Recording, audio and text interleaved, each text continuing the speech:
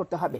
কিন্তু টোটাল ওই ৭১-এর মুক্তিযুদ্ধের আগের এটা স্থান আর ৭১-এর মুক্তিযুদ্ধের পরের এটা স্থান, এইটা ইতিহাসকে বিকৃত করে লাভ নাই। এবং ইতিহাসকে আমি অসম্মান মুক্তিযুদ্ধের চেতনা করতে চাই না। নতুন সংবিধান রচনার যে দাবি সেটা অনেকটা নতুন সংবিধান জামাতের মাস্টার প্ল্যান না। এইখানটাতে এই একটা বিষয় আমি আপনাকে বললাম যে তারা ৭১-এর মুক্তিযুদ্ধে তাদের অবস্থান নিয়ে এখনো তারা কোনো বক্তব্য ক্লিয়ার কোনো কিছু কিন্তু করেনি। কিন্তু তারা ৭১-এর মুক্তিযুদ্ধের চেয়ে এইটাকে ব্যাপক অংশ, আমি তো বলছি ৭১-এর মুক্তিযুদ্ধ ৯ মাসের ব্যবধানে, আর এটাতে ১৫ বছর আমরা লড়াই করেছি যার যার জায়গা থেকে। গুরুত্ব কোনোটার চেয়ে কোনোটা কম না, কিন্তু ৭১ হচ্ছে আমাদের অস্তিত্ব, ৭১ হচ্ছে আমাদের সার্বভৌমত্ব, ৫৫,৫৯৮ বর্গমাইল রাজনৈতিক অধিকার, আমার সার্বভৌমত্ব, এটার পরে হবে সবকিছু। হাদি সাহেব, আপনারা কি আসলে তাহলে কোনো ফাঁদে পড়ে এই সংবিধান পরিবর্তন? আচ্ছা, প্রথম আপা একটা ভালো কথা বলেছে যে অনেকে এইটা এক ধরনের আলাপ আছে যে ৭১-এর উপরে ২৪-এর জায়গা। দেখেন, মানে আপনি যদি আমাকে প্রশ্ন করেন যে আমার পরিবারে বা আমার জীবনে কার সিগনিফিকেন্স বেশি, আমার বাবার না আমার মায়ের, মানে এটা তো নন কোশ্চেন, এটা কোনো কোশ্চেন না। আমরা ইনকিলাব মঞ্চ প্রতিষ্ঠার দিন থেকে আজকে পর্যন্ত বলে এসেছি আমাদের আজাদির ঐতিহাসিক ৩টা পর্ব ঘটেছে। আমাদের ২০০ বছরের যে সংগ্রাম, সেই সংগ্রামের প্রথম বিজয় হয়েছে আমাদের ৪৭।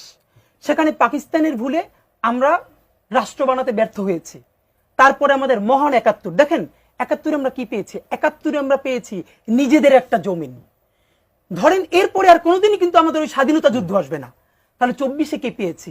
৭১-এ যেই স্বাধীনতা যুদ্ধ আমাদের হয়েছিল, তখন যে রাষ্ট্র বানানোর কথা ছিল, ভারত এবং আওয়ামী লীগের যৌথ প্রযোজনায় সেই মুক্তিযুদ্ধকে কুক্ষিগত করে তারা সেই রাষ্ট্র বানাতে আমাদেরকে দেয় নাই। এখানে তারা পাকিস্তান থেকে মুক্ত হয়ে তারা এখানে দিল্লির তাবেদার বানিয়েছে আমাদেরকে।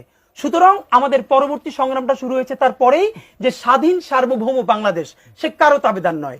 এবং সেইটার একটা চূড়ান্ত স্ফুলিঙ্গ হয়েছে ২০২৪ অনেকগুলো ঘটনা প্রবাহের মধ্য দিয়ে। তা আমরা বলি এটা হচ্ছে একটা ইতিহাসের পরম্পরা। আমাদের ৩টাই সমান ফেজ, আমাদের ৪৭, আমাদের ৭১, আমাদের ২৪। এখন আপনি কি আপনার বাবা অথবা মা আপনি কারে কার মুখোমুখি করবেন? এটা তো নন কোশ্চেন, এটা কোনো কোশ্চেন না।